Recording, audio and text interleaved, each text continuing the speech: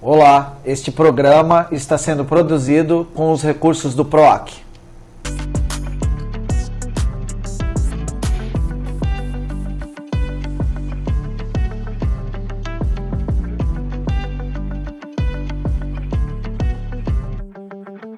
Olá, sejam bem-vindos ao Conexão Verde. Aqui falamos sobre natureza, meio ambiente, biodiversidade e sustentabilidade, com foco em Cubatão. Nós vamos mergulhar na ciência e na cidadania dessa cidade. Venham conosco, Conexão Verde começa agora.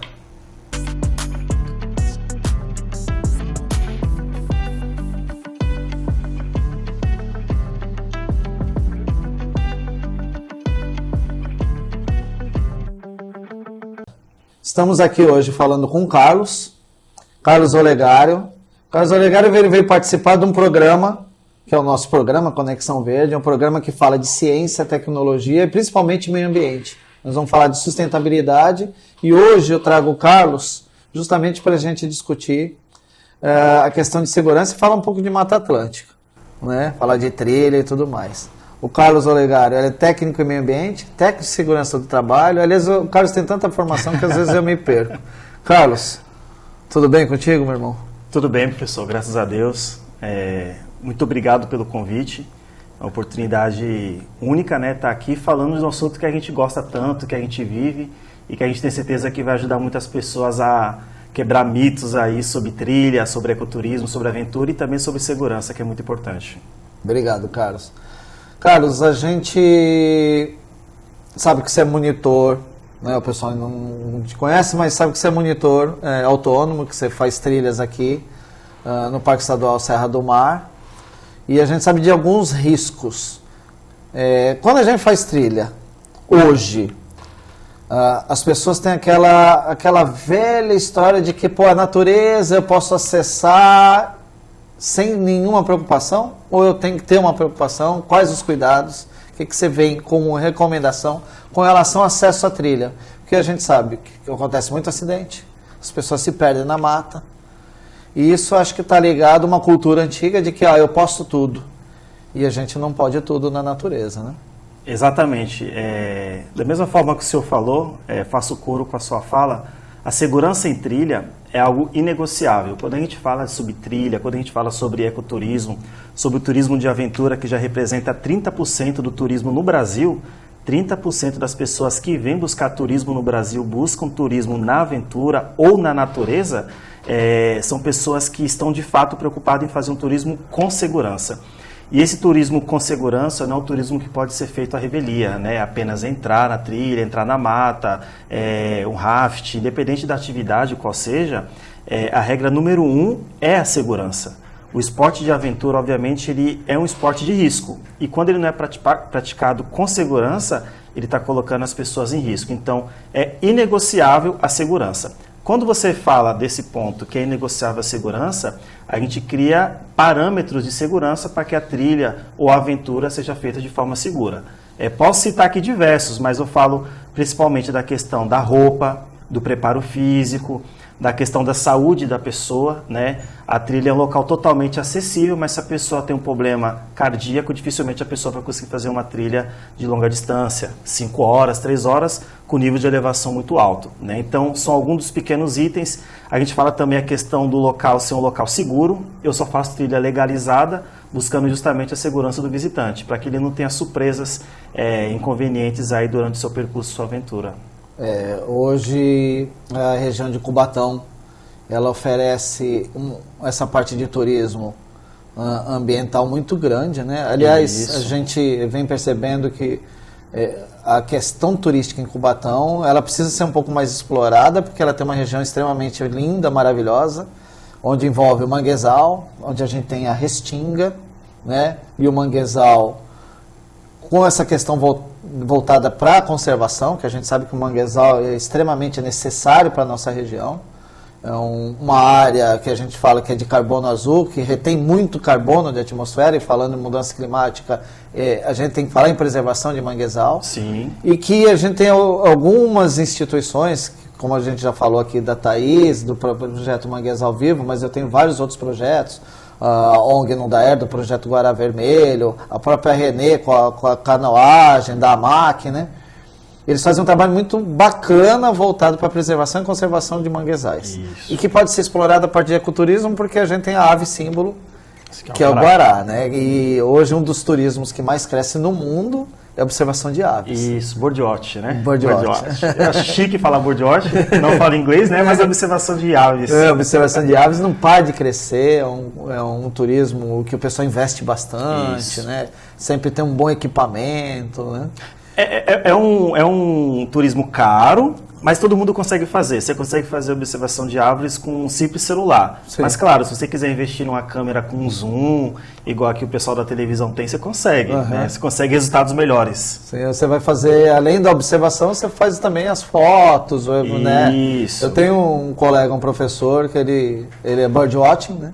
Ele é observador de aves, o que ele tem de equipamento é sensacional. E ele me ensinou a usar um aplicativo que a gente vai observando as aves, vai marcando e fazendo as listas. Eu fiquei até com mania, eu saio na rua, eu já começo a fazer a minha lista de aves, que é bem bacana. Você vai observar as aves, o canto, fazer esse estudo, né? E falando em estudo, a gente tem que conhecer o lugar onde a gente vai fazer a visita, né? Exatamente. Né? O que você me diz sobre isso? E quais as trilhas que a gente tem, por exemplo, hoje, que aqui em Cubatão? Vamos focar em Cubatão. Vamos focar em Cubatão. O que a gente tem hoje de trilhas e o que você pode me falar, por exemplo, o cara vem de São Paulo, ou o mesmo morador de Cubatão. Morador de Cubatão, a gente sabe que tem muita gente que não conhece Cubatão. Eu falo, eu trabalho aqui há 20 anos, eu faço trilha aqui, aliás, fiz uma hoje, né, onde a gente já encontrou jararaca pelo meio do caminho, e até quero que você fale sobre essa questão de acidentes com ofídeos, né?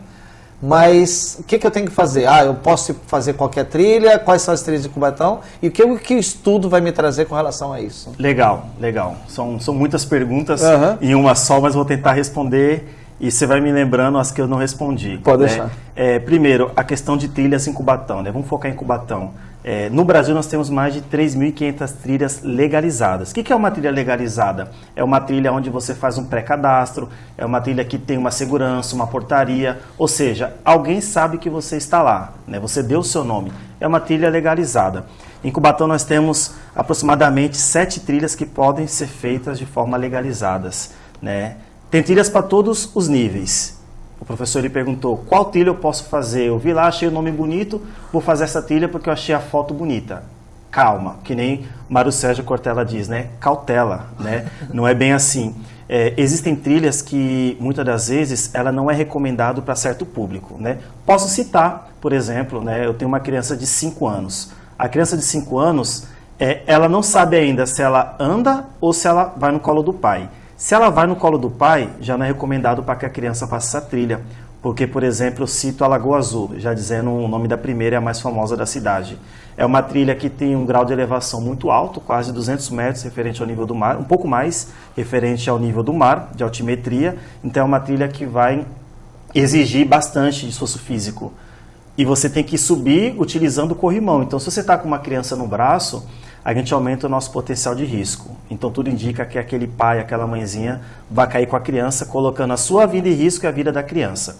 Então, essa trilha, por exemplo, Lagoa Azul, não é recomendado para criança, exceto se a criança anda e anda muito bem.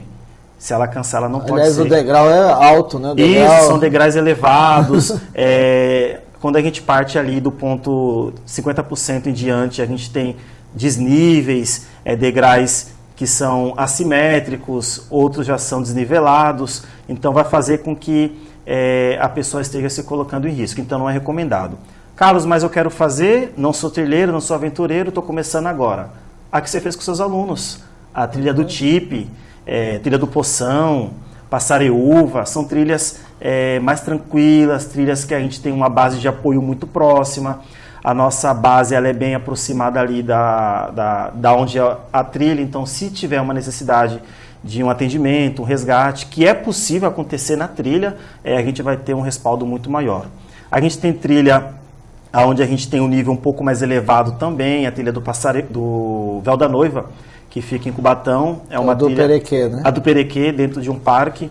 É uma trilha muito bonita, é uma trilha que tem diversas passagens, paisagens, o cenário vai mudando ali conforme a nossa caminhada, mas também não é uma trilha recomendada para iniciantes devido aos obstáculos que nós temos ali. Inclusive, é uma das trilhas onde tem o maior índice de lesões de membros inferiores, que é quando geralmente a pessoa pisa em falso. O terreno é muito desnivelado e a gente tem muitas raízes que são conhecidas como raízes suspensas. Ela sai da terra e ela volta para a terra, ela faz uma armadilha, né? Então, é algo muito comum de acontecer, esse tipo de lesão, e a gente trabalha para que não aconteça com o visitante, para que ele tenha um passeio ali mais tranquilo. A gente cita também algumas trilhas que são autoguiadas, né? A gente estava citando a trilha do Poção, quase agora, uma trilha um pouco mais longa, está passando por algumas adaptações de segurança. A gente tem um roteiro que o pessoal de São Paulo procura muito, que é o roteiro ciclístico, Márcia Prado, passa em Cubatão, a maioria passa em Cubatão, é um evento muito grande. Está crescendo bastante esse roteiro, né? Eu tenho visto, o pessoal procura bastante, tem até lá as placas. Isso. Qual que é o nome do roteiro mesmo? É roteiro Márcia Prado. Márcia Prado. É um roteiro que sai de lá, de Cubatão, uma ativista ciclismo. Sai de lá de Cubatão, de São Paulo, começa ali pela Anchieta, ele desce toda a Anchieta, e ele vai ali para as praias. Pela estrada de serviço? Pela estrada de serviço. Então, é bem interessante, né? Uma vez por ano, a descida ela é feita pela própria serra mesmo, pela própria pista. A pista ela é fechada. 2021, nós descemos com 40 mil ciclistas. É muita gente, né? E a gente faz com que cada vez esse atrativo ciclístico na cidade ele seja explorado pelas pessoas, né? O professor falou que muitas pessoas não conhecem Cubatão e quando conhece de fato fala, nossa, eu não sabia que tinha, né? Então tem esse roteiro ciclístico, tem, você citou a questão dos manguezais, o Daniel da Náutica, lá da Ilha Caraguatá. Isso, então, faz um trabalho muito bom no mangue, né? O mangue também é lugar de turismo, né? As pessoas se maravilham vendo ali a vegetação, que é uma vegetação totalmente diferente, o caranguejo, a Maria Mulata, as diversas espécies que nós temos ali na área de manguezal. Aliás, vem muita gente de São Paulo, que eu já conversei com o Daniel, o pessoal vem pescar, né? Isso. Não só lá no Daniel, né? Muitas pessoas não procuram a marina, mas todo lugar que tem uma entrada para o rio, você vai ver carros ali com placa de São Paulo, das pessoas que conhecem o nosso rio, conhecem a nossa fauna, e eles vêm para cá praticar a pescaria, que é um esporte também. Muito interessante, tem crescido muito a pescaria na nossa cidade. Como é que estão as condições dessas trilhas? As trilhas legalizadas, elas têm uma característica. As trilhas legalizadas são trilhas que passam por manutenção periódica. Geralmente o órgão administrador, a Fundação Florestal, faz essa manutenção, só que os guias, eles não só fazem a trilha, têm obrigações também, né, que muitas pessoas não vê. A gente fala que a contrapartida a gente não posta. Então a contrapartida é quando os monitores, uma vez a cada 15 dias, alguns conseguem ter mais tempo bom por semana, faz a limpeza daquela trilha. A gente fala de manutenção da trilha. Então essa trilha geralmente vai ser uma trilha estruturada. O que é uma trilha estruturada? Passarela, corrimão, placa de identificação, ponto de localização, corda, cabo guia, cabo de aço, ponto para apoio. Alguns chamam até de trilha gourmet. Trilha gourmet. O pessoal tem que ficar atento a isso. Eu acho que a gente tem evoluído bastante no nosso país com relação a essa questão de estruturação de trilha. Não dá para fazer trilha de qualquer jeito. A gente tem um grande exemplo da Lagoa Azul, ou Lago Azul, como o pessoal costuma chamar, porque eles subiam pela tubulação e acham que podem fazer a trilha de qualquer forma, tendo acesso de qualquer jeito. Sim. Ah, não, eu vou de chinelo, eu vou descalço. Então, essa questão de vestimenta, estudar o lugar e os acidentes, é importante a gente discutir. O que a gente vai fazer? Nós vamos para um breve intervalo e após o intervalo a gente volta a falar sobre isso, porque nós vamos falar de acidentes com ofídeos e outros acidentes. Legal. É isso aí, gente. Quer a internet mais rápida da região? Então vem para Manalink. Somos referência quando o assunto é internet empresarial e residencial, garantindo velocidade, estabilidade e cobertura incomparáveis. Planos de 100 a 1000 megabytes com garantia de qualidade e suporte 24 horas. Precisa de telefonia fixa? Instalamos ligações nacionais ilimitadas para você falar à vontade. E tem mais, Clientes Manalink têm acesso exclusivo ao Paramount+, Watch TV e Max, com milhares de filmes e séries esperando por você. Conecte-se ao futuro com a Manalink. Estamos ligados na evolução digital, oferecendo o melhor acesso ao entretenimento, conhecimento e inovação tecnológica. Tudo isso é possível porque nossas equipes são formadas por profissionais totalmente qualificados. Estamos na Avenida 9 de Abril, 2311, no centro de Cubatão. Manalink, soluções em internet empresarial e residencial. Assine já. Voltamos aqui com Conexão Verde, um programa cheio de natureza e o foco em Cubatão, né? Voltamos aqui com o Carlos, nós estamos falando sobre as trilhas, sobre a questão de risco, acidentes. Eu acho muito bom a gente frisar isso, porque hoje a gente não pode fazer uma trilha de qualquer jeito, né? A gente não pode acessar a natureza de qualquer forma. Eu acho que pós-pandemia as pessoas têm procurado mais conexão com a natureza, a gente entender que nós fazemos parte de um todo, né? Não deixar a gente impor a nossa soberania perante a natureza e, pelo contrário, a gente conviver com a natureza e com todos os seres que aqui vivem neste planeta. O planeta é único, é um lugar maravilhoso, né? Estamos aí na semana de uma conferência de mudança climática e a gente sabe que essas coisas influenciam até numa trilha. Então volto aqui com o Carlos, focando um pouco nessa questão dos acidentes e tudo mais, lembrando dos ofídios, mas também dos problemas que acontecem durante uma trilha. Estou fazendo uma trilha, começou a chover, o que eu faço? Show! Essa é a pergunta que todo mundo faz. São duas perguntas que o pessoal costuma fazer muito, né? São três, na verdade. Antes da trilha, pergunta, vai fazer sol? Durante a trilha, pergunta, vai chover? E no início da trilha, pergunta, tem cobra? Né? As três perguntas devem ser respondidas com muita cautela, porque as três perguntas, de fato, causam muito medo no visitante. E a nossa ideia é que o visitante ele faça a trilha tranquilo. Ele aproveite o momento e ele não se preocupe com essas questões de intempéries. Vamos para o ponto. Vamos falar da chuva primeiro, né? Primeiro, quando a gente abre uma agenda para trilha, uma data para trilha, ou o visitante ele pede essa data para trilha, são as duas formas de trabalho, a gente faz a avaliação do tempo. Vai lá no clima-tempo, olha a probabilidade de chuva nesse dia. Caso esteja acima de 50%, a gente costuma não marcar. Esteja abaixo de 50%, a gente sabe que muda muito o clima aqui na Baixada, né? Pé de serra, então a gente marca a trilha e fica monitorando esse tempo. Quando no dia da trilha, mesmo não estando chovendo, mas as nuvens estão carregadas, ou as cidades vizinhas, principalmente São Paulo, as cidades do Alto, está com previsão de chuva, inclusive muitos milímetros, a gente remarca a trilha. O que chove em São Paulo reflete aqui na Baixada. A gente tem muito acidente com morte. Isso. Nos rios, com a famosa tromba d'água, cabeça d'água, cada um fala de um jeito, mas é justamente essa água que vem de cima. Isso, vou desmistificar essa questão de cabeça d'água e tromba d'água, né? Primeiro, aqui nos nossos rios, na cachoeira, a gente não tem tromba d'água. Geralmente a tromba d'água é um fenômeno, né, um redemoinho, basicamente, que ele surge ali no mar, desculpa. Quando tem contato ali, aquele redemoinho tem contato com o mar e aquele redemoinho ele fica com água. A gente chama de tromba d'água. Então não acontece em rio, local fechado, acontece em represa, mas não acontece em rio. Resumindo, local aberto. Local mais fechado, tem obstáculos, tem árvores, essa tromba não consegue se formar. Mas nós temos algo que eu considero mais perigoso, que é a cabeça d'água. Cabeça d'água é quando a gente tem a subida repentina do nível do rio ou quando vem muita água de uma vez. Acontece da gente ser pego de surpresa? É raro. O monitor preparado, ele não é pego de surpresa por uma cabeça d'água. Como assim ele não é pego de surpresa? Primeiro, ele avaliou se lá em cima está chovendo com muita intensidade, chuva torrencial. Não está chovendo de forma torrencial, mas pode acontecer, rompimento de uma barragem, um acidente durante o trajeto, um número muito grande de água acabou acometendo um rio, então pode acontecer. Como é que a gente vai ver? Subida repentina do nível do rio, coloração do rio, ventos, começou a ventar muito numa direção, está acontecendo alguma coisa lá em cima. Muitos pássaros, a fauna na mesma direção, animais apavorados. Opa, está acontecendo alguma coisa lá em cima, as árvores estão caindo.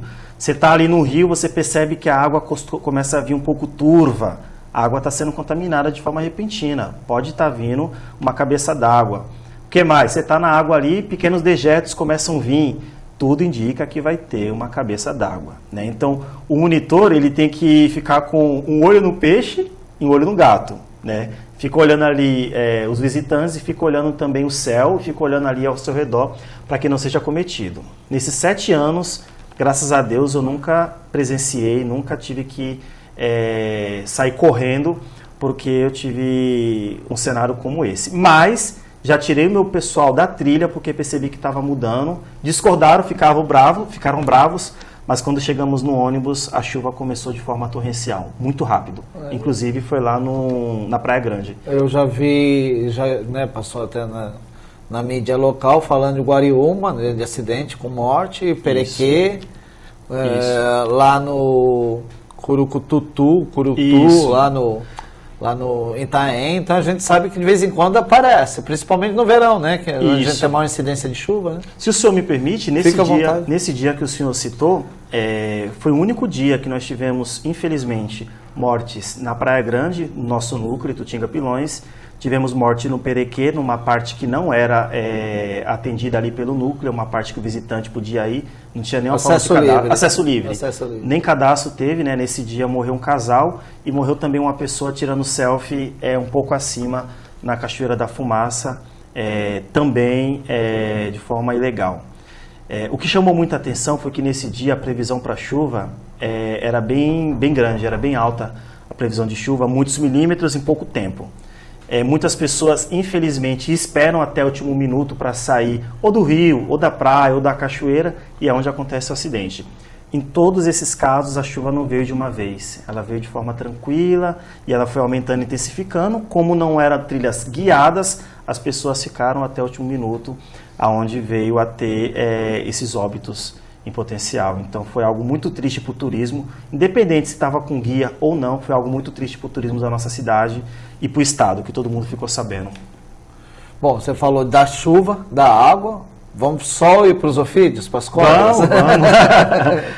É um assunto que afasta muitas pessoas da trilha, eu entendo, eu respeito, né? Tem pessoas que têm medo de cobra, tem pessoas que têm aracnofobia, que é o medo da... Quem tem medo de cobra é o quê, falando nisso? Agora também você vai ter que trazer no próximo episódio. Vou ter que trazer. Essa resposta. Ou chama lá na rede depois, eu pesquiso isso daí. Né? O pessoal tem aracnofobia, o pessoal tem medo de sapo e a gente tem que respeitar. Contra o medo, a gente utiliza o conhecimento. Né? A gente geralmente tem medo do que a gente não conhece. E quando a gente conhece, a gente passa a ter respeito. Né? Eu tenho um pouco de medo de cobra, mas tenho mais respeito, né? Porque eu já conheço as espécies. Tem cobra na trilha? Tem, e muita. A Mata Atlântica ela é recheada das mais variadas espécies de cobra. Da mesma forma que tem pessoas que vêm fazer birdwatch, tem pessoas que vêm procurar cobras, não para manusear, não pode manusear, mas para ver, para tirar foto. E, de fato, é um risco iminente. Qual é a nossa maior preocupação? É quando se pisa nessa serpente. Geralmente, as espécies que nós temos aqui, poucas delas são venenosas e elas acabam reagindo, ou seja, quando a gente pisa na cobra, quando a gente passa sobre a cobra, quando a gente tenta manusear, né? Existem pessoas que tentam manusear serpentes mesmo sem conhecer e é quando infelizmente acaba acontecendo um acidente. Quase sempre a gente encontra cobra na trilha. E quando tem acidente, não tem acidente. Com monitor, não tem acidente. A gente não tem registro de acidente com serpente com grupos que estão sendo monitorados. Primeiro, quem vai na frente é o monitor. O monitor ele vai na frente já para, se ele vê alguma espécie, ou ele afasta a serpente, ou ele espera a serpente sair. Algumas serpentes não saem, algumas serpentes acabam ficando no caminho. Principalmente a jararaca e a jararacuçu. Por quê? Ela sabe o seu potencial. Cara, eu não vou sair daqui, eu estava aqui primeiro. Né? Então, quando o visitante ele tenta empurrar ali, é quando acontece o acidente. O que eu faço? Acaba a trilha? Não. A gente vai por um caminho alternativo. A gente abre uma trilha no meio do caminho, não desmatando, abre a trilha, modo de dizer, vai caminhando pelo meio da mata e a gente sai lá na frente de novo. Uma vez que a gente vê uma cobra na trilha, a gente tem a obrigação de informar para todo o grupo e via rádio para os outros monitores, para que eles não estejam colocando a sua equipe ali em risco. Mas tem bastante serpente e a notícia boa é que nós não temos acidente graças à monitoria consciente. Perfeito. E responsável. Perfeito. Então, aproveitando isso, eu queria que você me falasse um pouco, primeiro, do seu trabalho como monitor, como que um público leigo pode escolher um bom monitor, até para evitar trilhas clandestinas, que às vezes a gente fica sabendo de aí, o cara estava lá numa trilha, essa trilha é proibida, mas tinha monitor? Tinha monitor e infelizmente ele estava numa área proibida. Me explica isso, por favor, cara. Exato.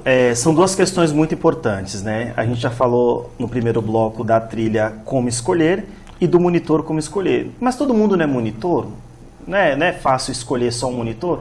Nem sempre. Às vezes o monitor ele tem uma tendência para trabalhar com crianças. Às vezes o monitor tem uma tendência para trabalhar com o público adulto, família, jovens. Tem pessoas, professor, que faz trilha, elas falam assim, eu não quero ouvir nada, eu quero ir lá, tomar um banho de cachoeira e voltar. Tranquilo, é um público diferente. Eu posso colocar esse público junto com o estudante da ETEC que quer conhecimento, que quer buscar o conhecimento sobre a mata? Não dá, não vai dar certo. Eles vão brigar, vai gerar atrito. Então, os meus colegas monitores e eu costumamos trabalhar dessa forma. Qual é o seu público? Você quer um atendimento exclusivo? Muitas das vezes o grupo ele pede atendimento exclusivo. Nós fazemos parte do pessoal da escola tal. A gente sabe que é educação ambiental. Já prepara um portfólio para eles, educação ambiental, vai ter algumas paradas a mais e é menos tempo de lazer. A gente quer lazer, somos de São Paulo. Menos explicação durante o caminho e mais lazer para essa pessoa. Então, é muito importante você perguntar para o seu guia a forma de atendimento que ele costuma aplicar. Ou você mesmo falar para o seu guia, olha, a gente quer dessa forma. A gente quer separar, né, fazer igual o cartão, né? Se separa lá no cartão um pouco para limite, diminui o limite, fala com o seu guia. A gente quer mais educação ambiental. A gente quer saber tudo sobre primatas, a gente quer saber tudo sobre serpentes, a gente quer saber tudo sobre animais peçonhentos, ou a gente quer saber sobre a flora, ou a gente quer saber sobre cachoeira. O seu guia, com certeza, se for um guia formado, ele vai ter um portfólio bem variado para estar passando para você. Como é que eu te acho na internet? Fácil.